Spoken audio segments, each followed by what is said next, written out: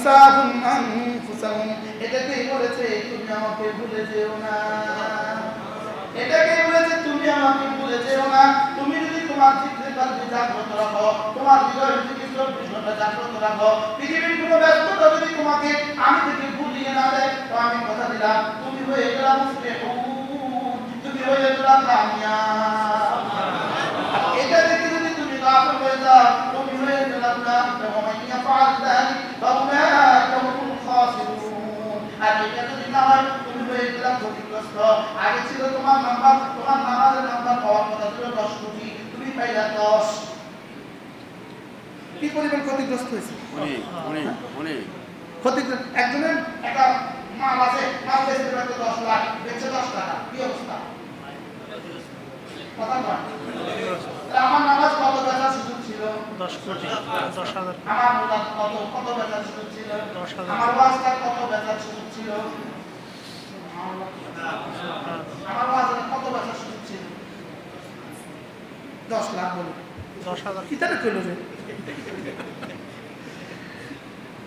এজন্যই লা তুলহিকুম আমওয়ালুকুম ওয়ালা আওলাদুকুম আন যিকরিল্লাহ।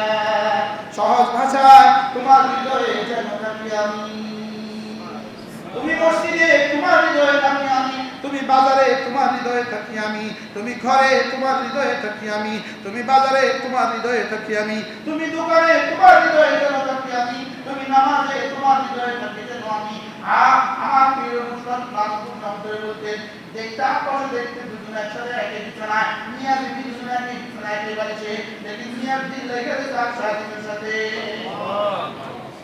কি তো দেখতে দেখছে কি একই সাথে শুয়ে আছে। মানুষ দেখতেছে এই ছেলেটা, মানুষ দেখতেছে এটা ছেলেটা তো রব দেখতেছে রবের প্রেমে মানুষ দেখতেছে ঘুমিয়ে আছে, রব দেখতেছে রবের প্রেমে বিভোর হয়ে আছে। সুবহানাল্লাহ বলেন কি হয়?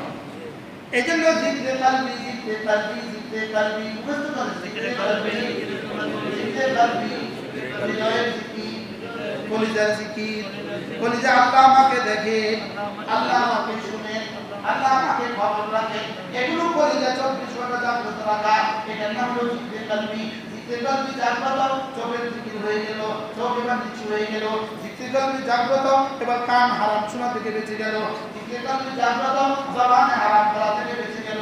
সুবহানাল্লাহ। কি হয়? আল্লাহ আমাদেরকে তৌফিক দান করেন। আমিন। আল্লাহ জিন্দেগির প্রতিটা সেকেন্ড আল্লাহ আপনার ধ্যান দিয়ে দেন। তবলিগ আল্লাহকে এই জন্য তো বলে, জিকিরের উদ্দেশ্য কি? আর আল্লাহর ধ্যান আমরা দিলে পয়দা করা।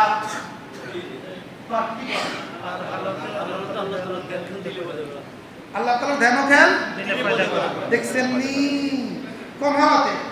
হালাত মানে কি? সব অবস্থা। নামাজেও তুমি, দোকানেও তুমি, বিবির কাছে গেলেও তুমি, ঘরে গেলেও তুমি, দোকানে গেলেও তুমি, হার হালতে তুমি, হার হালতে তুমি। সুবহানাল্লাহ বলেন। হার হালতে কি?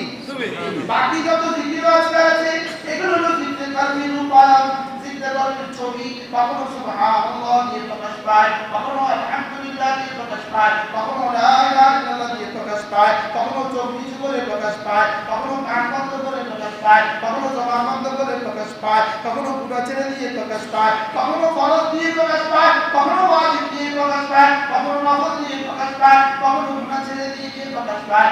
মূল জিকির হলো জিকির কালবি। সুবহানাল্লাহ। সুবহানাল্লাহ বলেন না।